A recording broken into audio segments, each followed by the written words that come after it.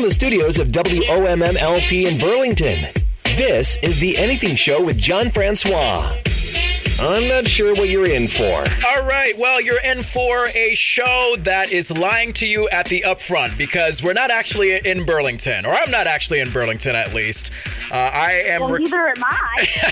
I know, right? We're all over the place. So I'm actually at the Magic 97.7 studio in Lyndonville, Vermont. This is John, and my co-host Main Squeeze Mary at her apartment in Newport, Vermont.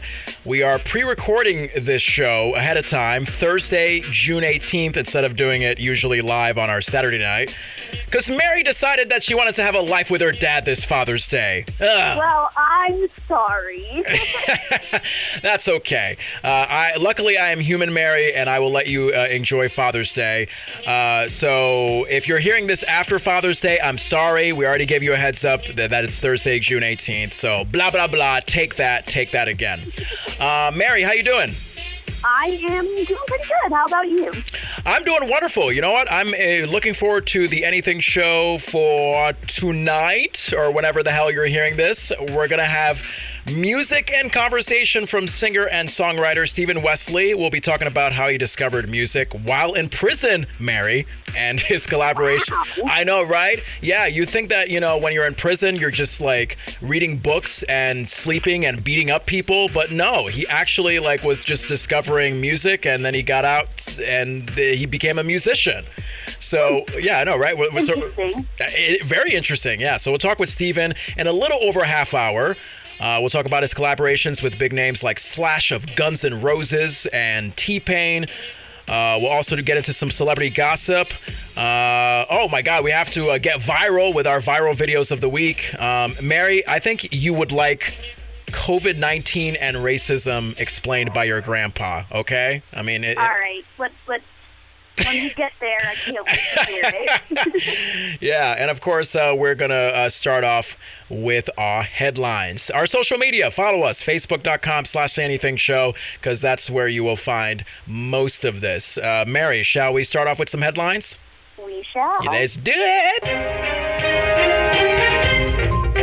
Oh my God. Well, Mary, breaking news in the world of breakfast foods. Maybe you saw this on your social media, and I posted this, an article about this on facebook.com/theanythingshow. Aunt Jemima. I think I have. Yeah, right. Aunt Jemima. She's going bye-bye, Yes, I heard that. Yeah, so Mary, have you ever grew up, or, do you currently eat Aunt Jemima for breakfast? I grew up with Aunt Jemima. Yeah. But Well, we lived in Massachusetts. We didn't have real Vermont or New Hampshire maple syrup. And, we only lived there until I was 7, but, that's what everyone was used to. My mom, dad, that's what they grew up on, Aunt Jemima. And since you Vermonters, Mary, you've been in Vermont longer than I have. You guys are all uppity about your authentic real maple syrup. Did it make you feel bad transitioning to real Vermont maple syrup from the so-called fake Aunt Jemima syrup?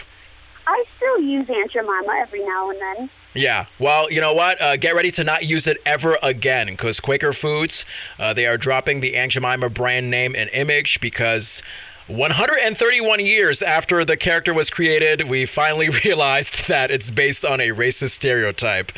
Have you ever seen the old Aunt Jemima commercials, Mary? Really, way back in the day? Like we're talking 1930s, 40s, 50s, 60s?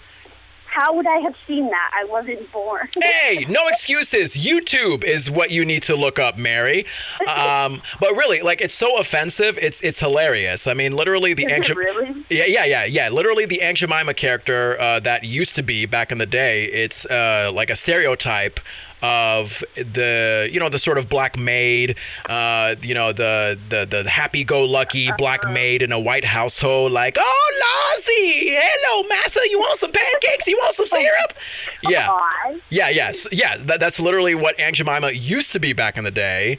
And then as the years went by, they got some flack. The people who created that character got some flack because black people didn't want to be represented that way. So Yeah, so Aunt Jemima, if you see on the cover, like on the syrup and the pancake boxes and stuff like that, she went from being like this very slavery-ish black maid to just sort of this generic, like stay-at-home, older womanish figure. Yeah, and that's how I always knew it. I didn't know that it was something that she was represented in a different way before that. Yeah. It's now you know. Now I know. Well, and it's fine because you and me, Mary, we were born in the '90s. Aunt Jemima, she was born in 1889, so that was obviously during slavery and Jim Crow and all that stuff. Where black people weren't exactly treated as people. So yeah. So now, since obviously we've had a lot of racial tension in this country via the police brutality, the George Floyd murder. And so on and so forth. Quaker Foods, who owns Aunt Jemima, they decided that, nope, we're going to give it up.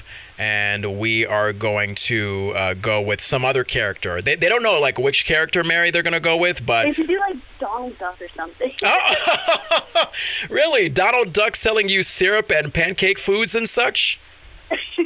Wow. Or it could be like a maple tree with a face on it. Oh my God, that is right? that might be very dull compared to a human, but you know what?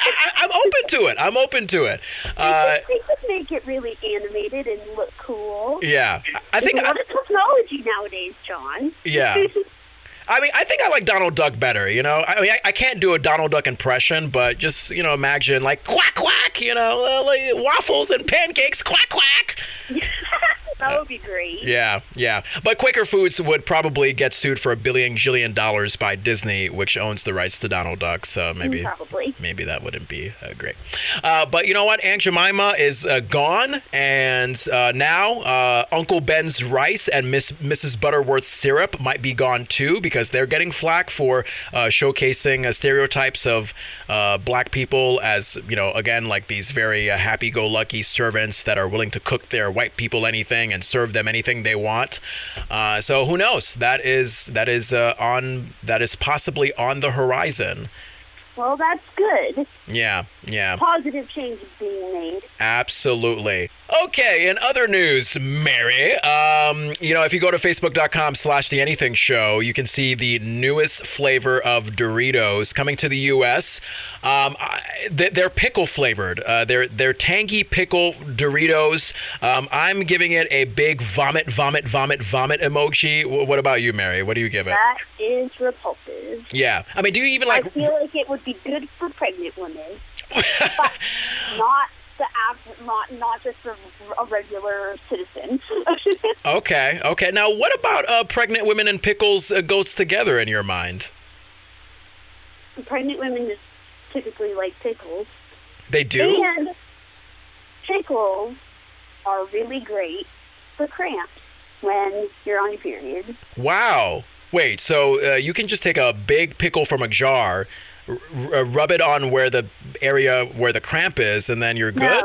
No. Oh. John, come on. I don't know. I'm not a pregnant woman. I can't tell these things. You eat them. Oh, you just eat... I've tried it. I've never been pregnant, so I haven't tried it when I'm pregnant. Yeah. But I've tried it, like, if I'm getting cramps or something, and, like, it makes the nausea and the stomach pain go away. Wow. All right. Well, me and Mary will not eat pickle-flavored Doritos, but if we have cramps, and God forbid if I ever become pregnant, then I will make sure to have my pickle-flavored Doritos with my actual real pickle on standby just in case. Yeah, I'll bring them to you in the delivery room. Yes! Oh, my God. And I have no idea how I'm going to push that baby out of my pee hole or my butthole, but you know what, Mary, I'm confident that you can help me. I think you might vomit it up. Oh, God. All right, Mary, you just took it too far there. You took it too far. But hey, do you like hot dogs? We don't like pickle chips, but maybe you like hot dogs? I do like hot dogs. Yay! Well, sporting events are coming back, slowly, but without spectators. And we're happy to say that the Nathan's Hot Dog Eating Contest is going to go down over 4th of July weekend on ESPN. Have you ever watched the Nathan's Hot Dog Eating Contest? I have not. I've watched eating contests, like, just at fairgrounds or parades or whatever. Yeah. But like not an actual like a professional eating contest. This is insane. I mean, it's basically, a bunch of people dipping hot dogs in water and swallowing them as aggressively and as quickly as they can to become the ultimate hot dog eating champion. And it's always this guy named Joey Chestnut that wins every single year. But I mean, the audience, the crowd at the hot dog eating contest is what makes the show happen. So just imagine a bunch of people aggressively eating hot dogs in silence. Like, wouldn't that be a little bit? That would be really, that was kind of dark. Yeah. I don't know how I feel about that. Yeah. I just feel like, I don't know. I just feel like someone will get thrown off and then they'll choke on their hot dog and then they'll die. Like, I don't know. It's just crazy. But I have a question. What do people get out of becoming a hot dog eating champion?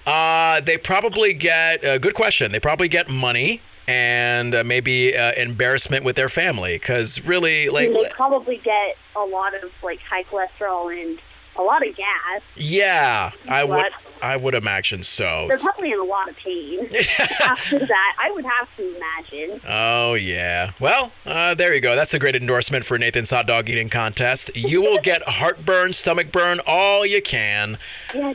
Oh, my God. Well, you know what? Those are some of our headlines. And if you have a headline that you want to share with us, facebook.com/theanythingshow. That is facebook.com/theanythingshow. Okay, Mary, shall we get viral for the week? Let's get viral. God, I hope this theme song plays. Yeah, it does. Okay. Yes, it's Let's Get Viral, our review of the viral videos of the week, videos that you can actually send to us on facebook.com/theanythingshow. First up, Mary, I got to talk about this really talented drummer. Now, when you listen to this drum performance, you will not believe that it's coming from a 4-year-old.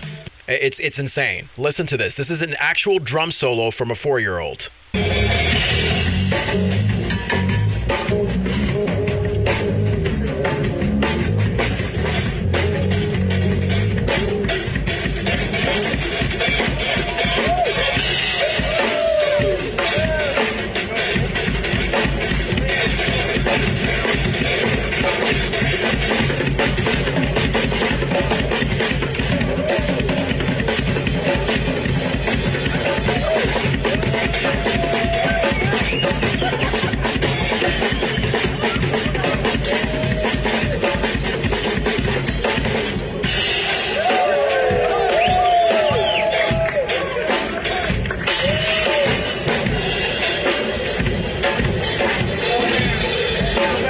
Yeah, that's a 4-year-old drumming, Mary. Thoughts on that? When I was 4 years old, I was like banging my hands on pots and pans. Yeah, exactly.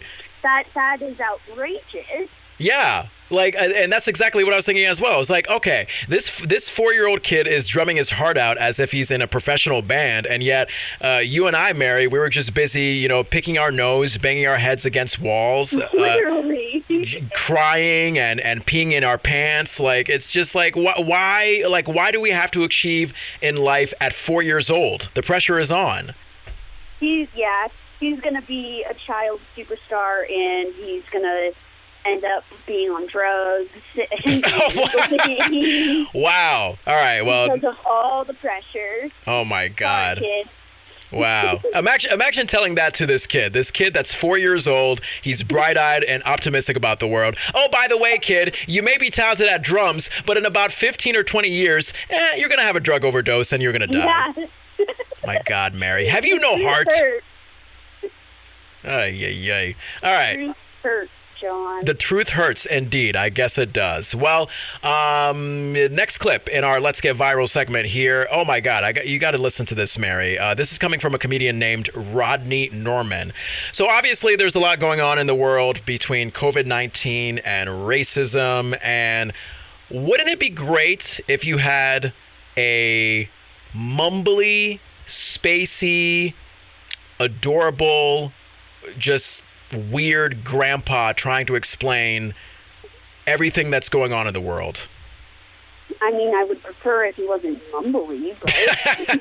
Well, I'm sorry. That's what you're going to get right now. Take a listen. So, so the most important thing you gotta remember is, okay, so some people were, they were doing some stuff, and then other people were like, hey, don't do that stuff, and then other people were like, hey, yeah, they should do, that stuff. It's good that they're doing that stuff, and then the other people were like, I don't think they should be doing that stuff, and then the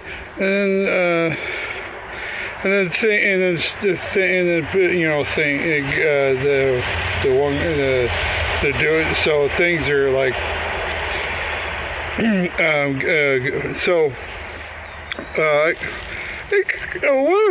I'm trying to say is that in conclusion,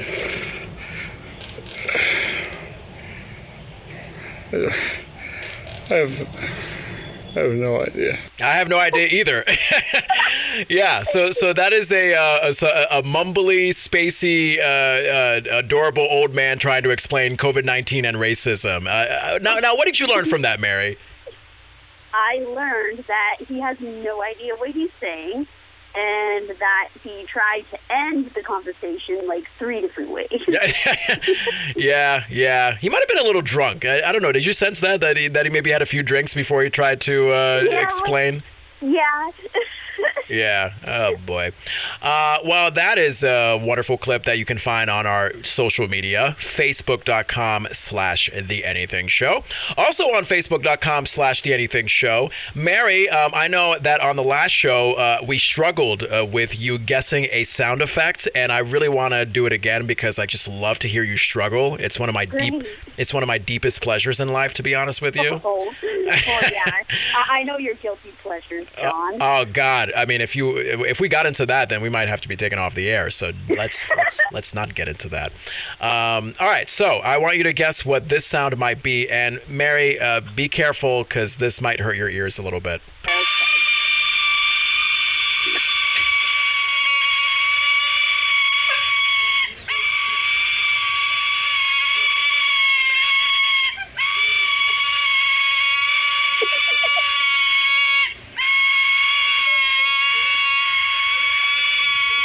So I'll give you one guess, Mary, as to what that sound might be. And that is very dramatic screaming. It is. Now, who might be screaming? Either a very obnoxious child or a very obnoxious bird. Wow. A very obnoxious child or a very obnoxious bird.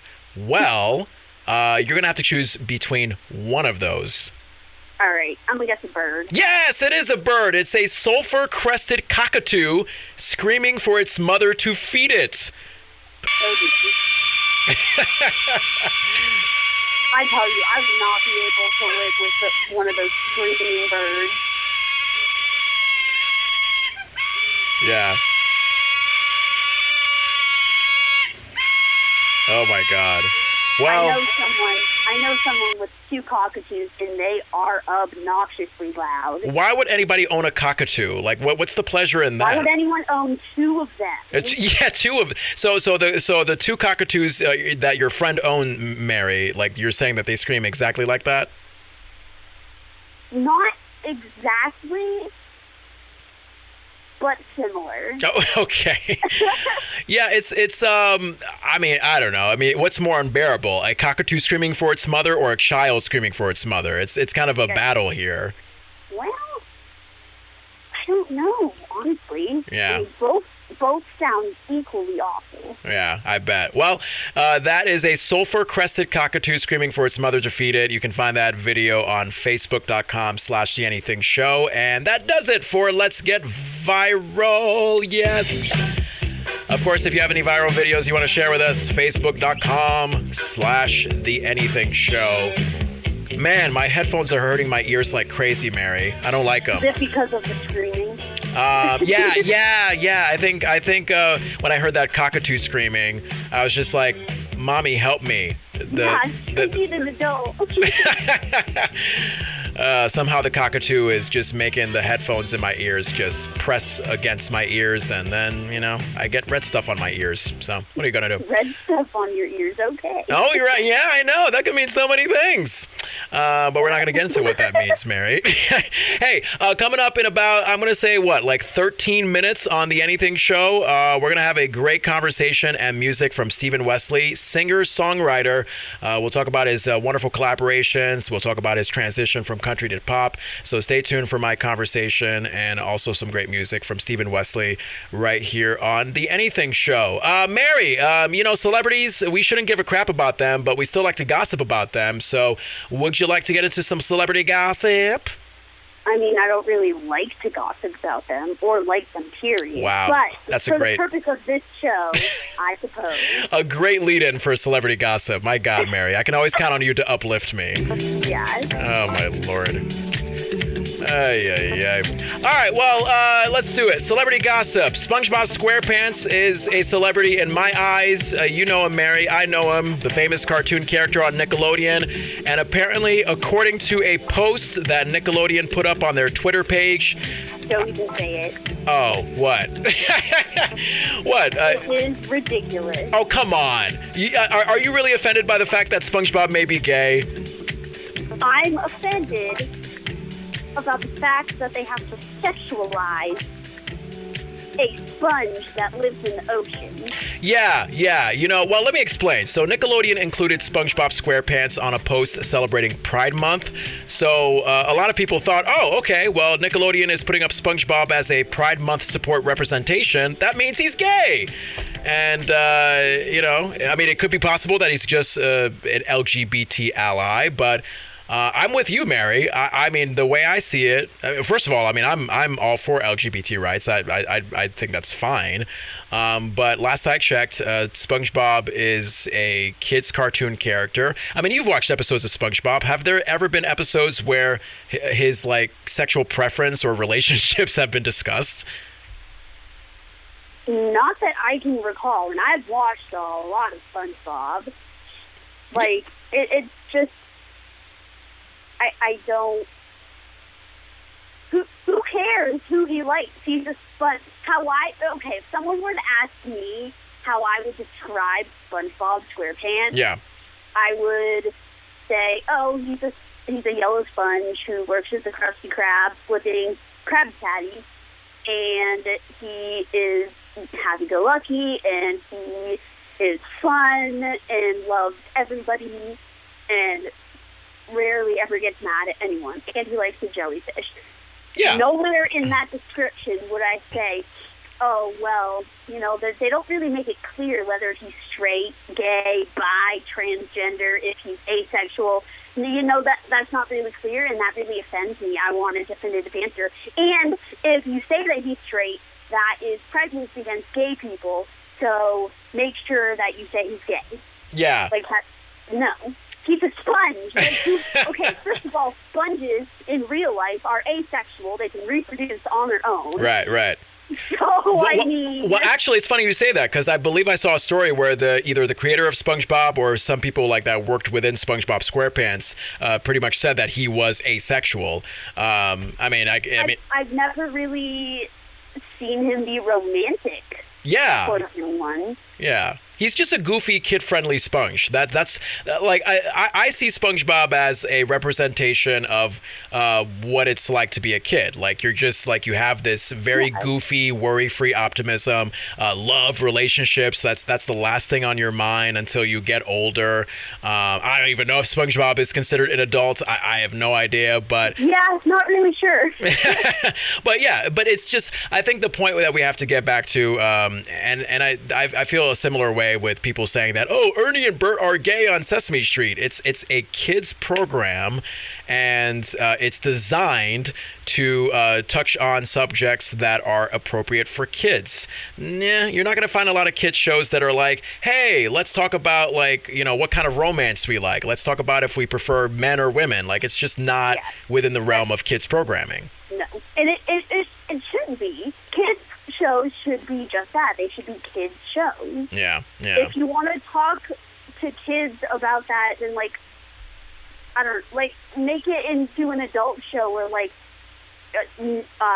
Teen Nick or whatever for teenagers or, you know, preteens or whatever. A 5-year-old doesn't really need to care if SpongeBob likes Sandy or Mr. Krabs. Mm-hmm. I know. It's crazy. So, but Nickelodeon hasn't confirmed anything, so it's up in the air. I think what we've learned is that SpongeBob could be gay, he could be asexual, he could be whatever we want him to be. So let's just leave it at that. Hey, I think, honestly, Nickelodeon did it during Pride Month for money. Maybe. Yeah.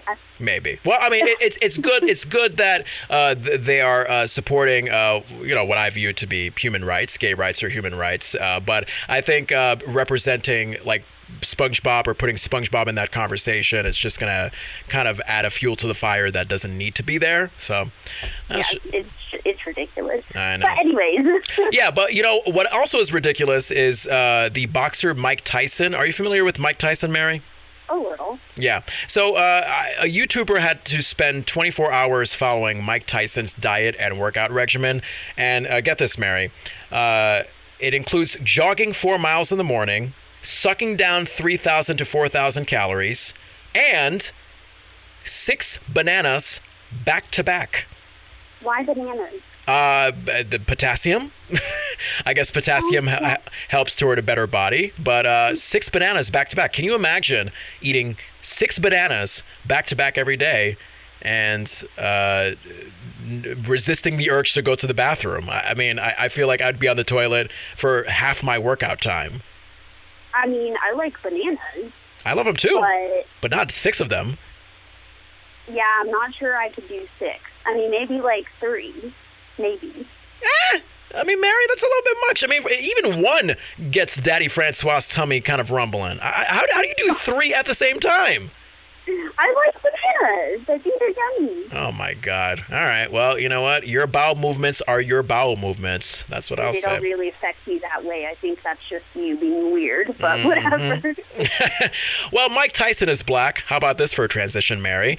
Speaking of black people, hey, ABC has finally cast a black bachelor. Oh, my God. How is this just recent? I know. How has this not happened before? Oh, my God. You and I, Mary, are basically twins. I said the same thing. The Bachelor has been on for, 18 years? And you're telling me not one black person has auditioned, or they have, and they've just purposely chosen all white people? Or have there been Asians? I don't even watch The Bachelor. Oh, I would. I would. I mean, honestly, I've said before that The Bachelor seems like that trashy reality show that I could watch with family and friends, just to make fun of how bad it is. The Black Bachelor, when they literally released the story, I thought, wait, what? There was never a Black Bachelor? I mean, we're kind of overdue on that. Wow. And I'm guessing, especially with all the stuff coming out with racism, police brutality, that ABC thought it was a relevant choice to make. Yeah. So look forward to that. As if black people aren't embarrassed enough in the media, now we have to be embarrassed through a terrible reality show where one guy has to, select 1 woman out of 27 as if they're like freaking options at Walmart. Oh, my God. Oh, God.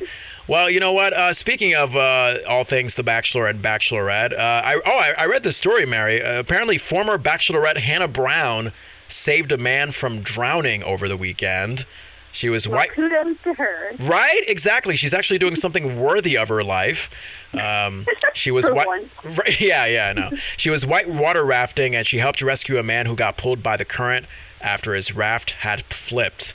So I guess Hannah is missing the publicity from The Bachelorette and decided, hey, there's a dying man. Let me save him and get some publicity. Yeah, she only did it for the publicity. Yeah. You know what? That's how cynical I tend to be with these kind of stories. If there was no one around and she was the only person and that there was that person drowning, she'd be like,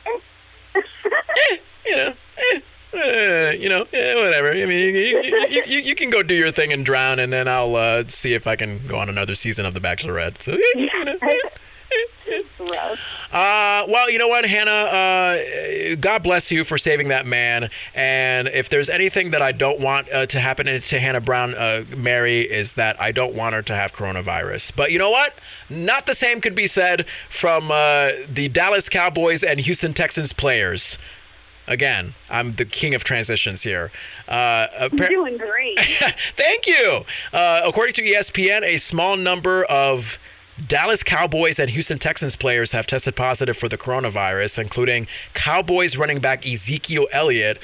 His agent says he's fine. So we are hoping for the best, especially since we're talking about whether sports can come back in a proper way. I mean, Mary, I know there's been a conversation about a second wave of coronavirus happening in the fall, and that's when football happens. So, I don't know. What do you think? I mean, do you think our chances are great of football players not contracting corona? I think the chances are great that football players will contract the corona. Mary, why do you have to be so negative? You're supposed to be like... I'm so realistic, John. Oh, God. Man, that's like a knife through the heart of every football fan that's listening right now. Yeah, well, Tom Brady's going to die. Oh, wow. You our New England Patriots star who just moved to Tampa Bay to be with the Buccaneers, his first season in, and he's gonna die. Are you kidding me? I mean, he's in Florida. Florida had a lot of cases. That's true, and a lot of crazy people as well. So I think the mixture of corona and crazy people it's gonna kill Tom Brady. So I mean, probably. Tom Brady, R.I.P. It was. I don't want anyone to die. Me neither. We're being realistic. Oh yeah, of course. If we're being realistic, Tom Brady will have his funeral by say December. That's the realistic thing that we're saying. Oh my here. goodness. Oh my God. All right, we are people that should not even have a radio show because we're just basically saying the greatest football player in the world should or may die. I feel like one of these days we'll get arrested and or sued. Yeah. Well, you know what? If we get arrested, you know what the theme song I want playing when we are in jail? What theme song? Celebrity Gossip, which we just wrapped up. Yeah. Oh, God. Well, you know what? If you have some celebrity gossip crap, whether it be Tom Brady's about to die, Ezekiel Elliott's about to die, Hannah Brown's about to die, the first black bachelor is about to die, no surprise. I mean, my God, black people always have to die. Ugh. They literally, in every single horror movie. Yeah. And there's always just one, too, and they're always like the first or second to die. Yeah. Facebook.com/TheAnything Show. Let us know your negative celebrity death stories, and we will include it in our celebrity gossip because you know what? People need something to cheer them up, and there's nothing that'll cheer them up like Tom Brady and company dying. What the hell has this segment turned into? Seriously, Mary. This is what you get for recording this at 9 minutes, almost 10 o'clock. Oh, God. Yeah. It's almost 10 o'clock at night, Thursday, June 18th, as we're recording this. All right. Well, Mary, it's time to have some music and conversation from singer and songwriter Stephen Wesley. I spoke with Stephen Wesley about his progressive burgeoning career, transitioning from country to pop, coming out of prison and becoming a great musician, collaborations with T-Pain and Guns N' Roses, that guy from Smash Mouth. I mean, it's great. So please, listen to Stephen Wesley right now, my conversation with him. And in the meantime, my co-host, Main Squeeze, Mary. Thank you so much, Mary, for joining me. I appreciate it. Thanks for having me.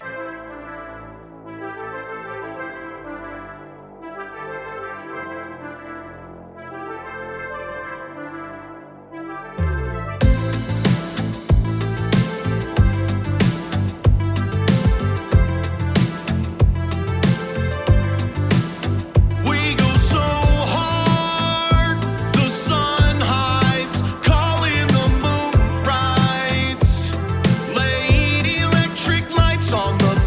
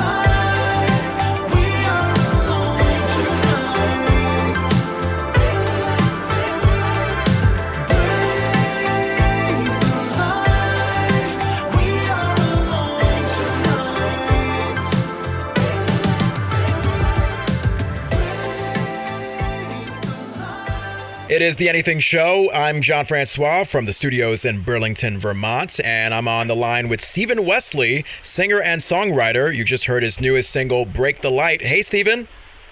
Hey, John, how are you? I'm doing wonderful. So I hear you're based out there in Arizona where it's, 200 degrees? It feels like it. Yeah, I'm actually out of Vegas, but been out in Parker, Arizona, where it's, about 110, 112, and it feels like 200. I have no idea how you're still standing. Like I mentioned to you off the air, I don't know. I can't remember the last time I've experienced a temperature above, let's say, 90, because I'm based in Vermont. So, cold temperatures are as regular as just drinking water for us.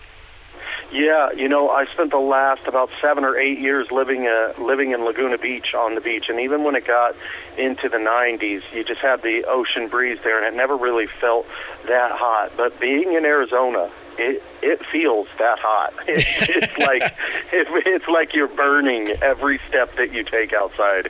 Oh, I bet. Well, I'm really curious to hear the story behind this new single of yours, Break the Light. Can you tell us?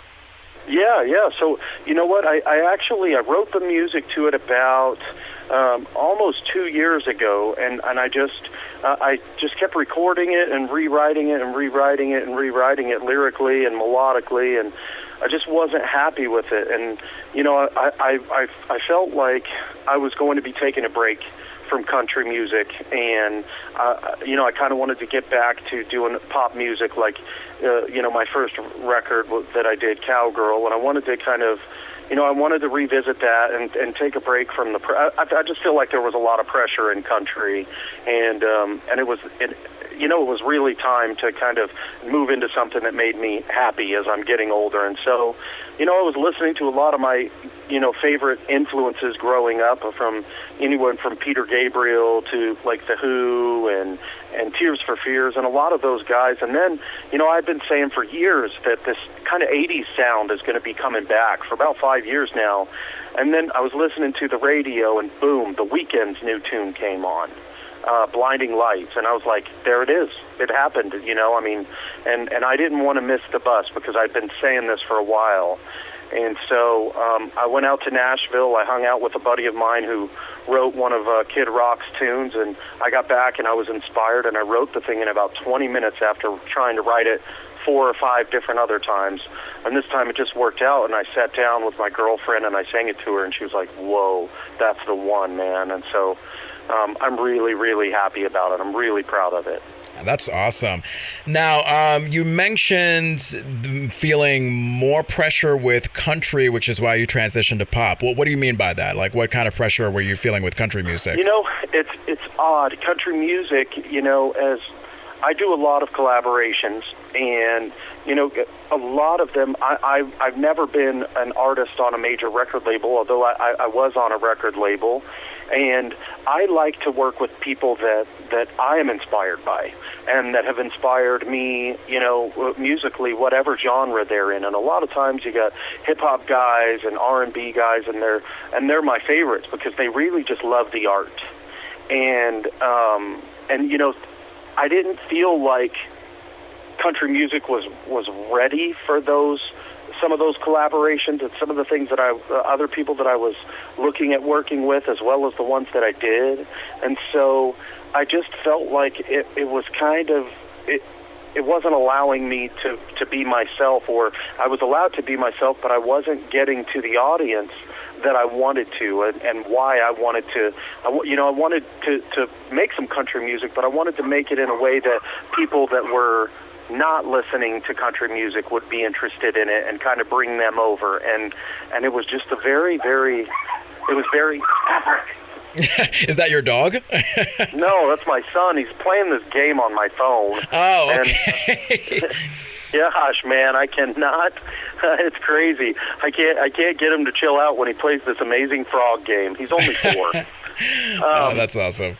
But it's kind of more frustrating and sad. I felt like I felt like if I went back to doing pop music and there was no pressure, like when I did Cowgirl and I did it, I just wanted to do it my way, then there were no expectations, and there was nobody kind of holding me back, and I felt like, country radio is really tough, and especially because of the collaborations and the kind of music that I was trying to make. And so, I've moved back into this, and it just feels so good. Wow. And speaking of cowgirl, so this is, you would describe this as more of a pop sound than a country sound? Do I have that correct? Absolutely, yeah. Okay, and this is featuring Slash of Guns N' Roses. Can you tell us the story behind that? Because, you're collaborating with a guy who's a part of a very legendary band. Sure. Yeah, well, one of the greatest guitarists of all time. I was lucky enough to, when I was recording my first album, we were recording it at Matt Sorum's house, and he was the drummer for Guns N' Roses and Velvet Revolver. And at the time, they had just given Scott Weiland the boot, and they were trying out auditioning new singers. And so they were using the studio in the morning, and we were using the studio in the afternoon. And we went, and we cut the song, and, we kind of would run into them, back and forth. But, after the song was done, I reached out to my producer who was producing their demos, the Velvet Revolver demos with the new, or while they were auditioning singers. And he said, I said, hey, do you think Slash would want to be on this song? I called him, and he laughed, and he thought, and oh, you're serious? And I was like, yeah. And he goes, well, I guess it doesn't hurt to ask. And so I was going to a movie. I'll never forget it. I was going into a movie, and he said, I'll send him an email. And so he sent him an email, and Slash replied back immediately, and he said, I'm really busy. I don't have a lot of time, but send me the song and I'll check it out. And I was like, okay, well. And so he said, well, so that was, you did what we could do. And I was like, all right. So I walked into the movie theater, and the movie started. A couple minutes later, I got a text, and he said, dude, call me. And so I walked out, and I called him, and he said, yes, he loves it, and he'll do the song. And so, it kind of went from there. And oddly enough, that song, we did it in 2009, and it took me 5 years to get that song on the radio. Wow. And that's like 5 years, John, and I'm not talking about 5 years of intermittent working on it. I can tell anybody anywhere, I tried every single day for 5 years, every single day, to get that song listened to, played, somebody to pay attention to it. I tried for 5 years. Oh my God. Every single day. And finally, in 2013, I was able to get it on the radio. I was able to get it charted on Billboard. And then Sirius, Kid Kelly picked it up on Sirius XM, and I ended up getting a record deal after that. Oh my God! Well, let's listen to this wonderful effort that you made here. "Cowgirl" featuring Slash of Guns N' Roses from singer Stephen Wesley, right here on the Anything Show.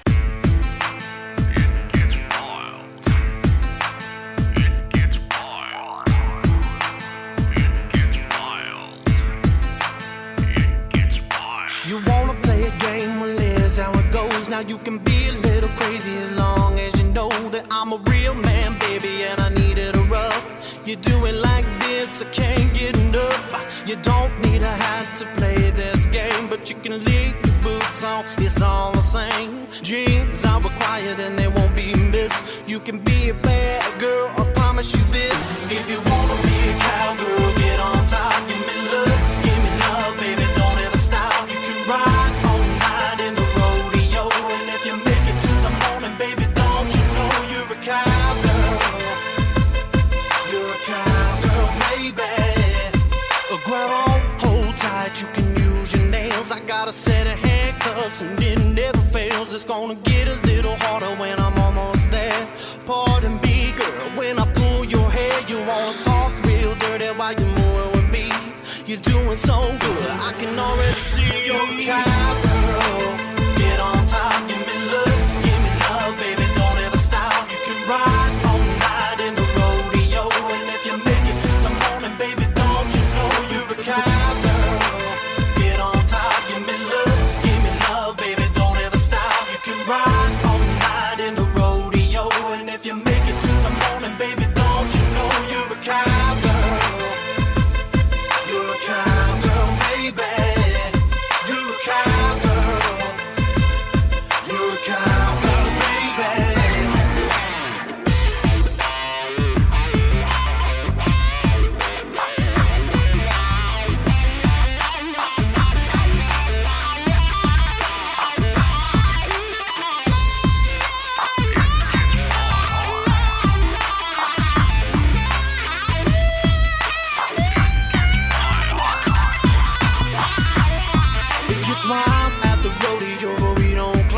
cause I'll be tossing you up. I'll be licking you down. You're in a hurry, don't worry, pull them to the side. Move like I like it, taking me for a ride. Baby girl, being naughty, it's a beautiful thing. I'm gonna smack that ass and make you sing. If you wanna be a cowgirl, get on top. Give me love, baby, don't ever stop. You can ride all night in the rodeo, and if you make it to the morning, baby, don't you know you're a cowgirl?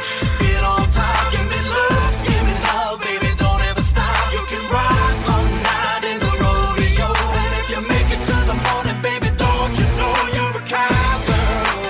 Get on top, give me love, baby, don't ever stop. You can ride all night in the rodeo, and if you make it to the morning, baby, don't you know you're a cowgirl?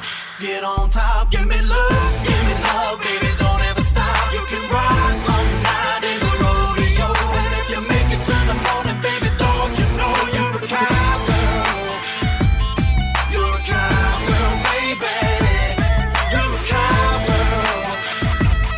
You're a cowgirl, baby. You're a cowgirl. Get on top. You're a cowgirl, baby. You're a cowgirl. Get on top. You're a cowgirl, baby. You're a cowgirl. It's the song Cowgirl with singer Stephen Wesley, who's on the line with me from Arizona, featuring Slash of Guns N' Roses. It's the Anything Show. I'm John Francois here at the studios in Burlington, Vermont. And Stephen was just telling us how it took him 5 years to get that song on the radio. And finally, when he did, Stephen, I think the song just blew up, right? It did. It was pretty awesome. It was right before, Spotify kind of took over, so people were at the very last breath of still buying digital downloads of music, and I hadn't signed a record deal, so it was pretty good to me at the time. Wow. It was pretty awesome. Yeah. Much needed. Awesome. Hey, let's backtrack. I want you to tell us how you discovered your love for music, because I think it's maybe the most unique story I've heard in the music business. Well, thank you. Yeah, I grew up with music and my family and everything else, and when I was 18, I ended up going to prison, and I went to prison actually for something that I didn't do. And after I had been in for a little while, I was able to start checking out a guitar, I guess is the best way to say it. When the gym was open, you could go in and you could check out a guitar for however long the gym was open, a few hours at a time. And so I started learning the guitar, kind of teaching myself, and some people would, show me some chords and things like that. And so I kept playing, and I worked at it, and I worked very hard at it. And one day I was sitting in the yard, and I guess let me backtrack one step here. The prison that I ended up at the end there was about 11 miles away from my hometown. And so it was a minimum security facility, and they said, look, you're 11 miles from home, where there's work crews and there's things that you could do to get outside of the prison, but you're not going to be able to do that because you're 11 miles from home, and we don't know if, you're going to try and do anything. And so one day I'm playing in the yard, and I'm singing, and I'm playing the guitar, and the chaplain walks by, and he goes, man, you could sing. Would you be in the church choir? And I was like, sure. And he goes, well, if you do, we go out into town and we sing at these other places, and we sing at churches, and we go all over the place, all over this western part of Colorado. And I said, well, they told me they're not going to let me out. And he said, if you will sing in the choir, I will get you a pass. Wow. And I said, okay, well, are you sure? And he said, yes, absolutely. Huh. And so and he did give you a pass? He got, like, a couple days later, I was walking by, and oddly enough, it's not like you see in the movies, man. You don't ever see the warden of a prison. You never see him. Yeah. They don't talk to you. It's not like, Shawshank Redemption and stuff. But, I was walking to dinner, and the warden was actually standing outside, and he called me over, and he said, if I give you a gate pass, are you going to do anything stupid? And I said, no. So he gave me a gate pass, and we went out a couple of weeks later, and he had me front the choir, and a couple of weeks later we went out, and some church had burnt down, and so we were singing for this church, and it was a couple hundred people.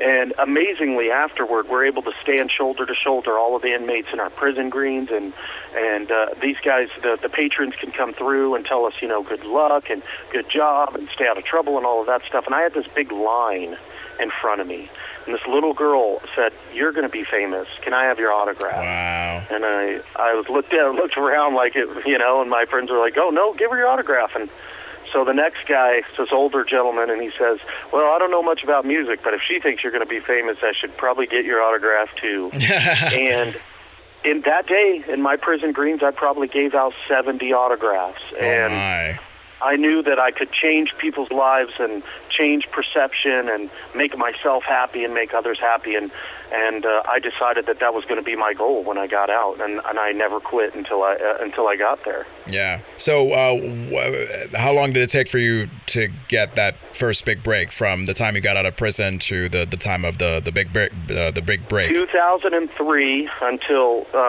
2013. It took me 11 years to get my record deal. Yeah. 11 years, and I was 25 years old when I got out. I was 35 or 36 when I finally got a record deal at 36 years old, and that was just not giving up and not quitting. And again, those 5 years of pushing that song, and so it took me 11 years to see that come to fruition. Yeah, obviously that's a great example of an inspirational American story, starting from, pretty much nothing, and then with just, persistence and confidence and enough passion, you all of a sudden are working with people like Slash of Guns N' Roses, Steve Harwell of Smash Mouth, you're working with a Grammy Award-winning rapper T-Pain. Tell us the story behind that. How did you get to work with T-Pain on the song Rock and Roll? So T-Pain, that one's the funniest story. It's great. I have a friend who I actually was out hanging out with Bubba Sparks in L.A. one night. He was performing at some strip club after hours, and we were in the back talking, and this guy comes in, and Mr. Marcus, an adult film star, and he comes in and starts talking to me, and actually we became really good friends. He was just a very nice, kind, funny person, just amazing guy, and we became friends, and like, I don't know, about a year later, he goes, "Hey, you know what would be good is if you met my friend T-Pain and you guys did something together." And I was like, "It's taken you a year to tell me that you were friends with T-Pain? Come Just on casually, now." Yeah. Yeah. And so he said, "Yeah, man, let's go see him and let's see what's up." And so we went, and he was recording a video with another guy in the Hollywood Hills, and we went to the studio and we talked, and we met a couple of times, and we became friends, and I didn't ask him to do anything, but we became friends. And I had been working on that song Rock and Roll. I recorded it 4 different ways, and finally I had recorded it on the 4th time I got it right, and I was so excited about it. And I sent him a text, and I said, "Hey, man, I've got this song, and it's country, but I think that you'll like it, and it's my best work, and I just want to see if you want to, jump on there." And he said, "Send it over," and I sent it over to him, and 5-10 minutes later, he got back to me, and he goes, "This is dope, let's do it." Yes. And that was it. I was just like, that's probably one of the better days of my life, man. Oh, my God. Yeah, we got to wrap up with that song. T-Pain on the track with Stephen Wesley, who is our guest right now on The Anything Show, singer-songwriter Stephen Wesley.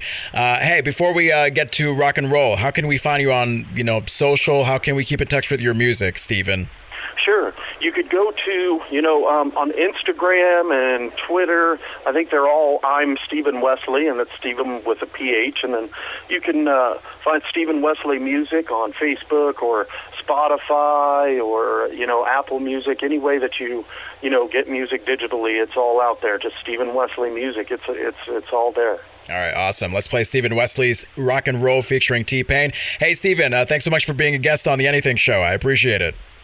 John, I'm grateful for you having me, man. Thank you so much, brother.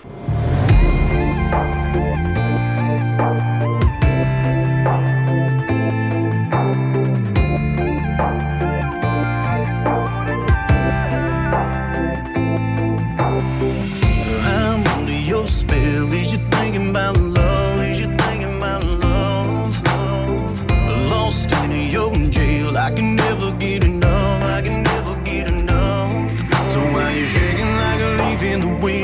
like a record, flip it over, we can play it again.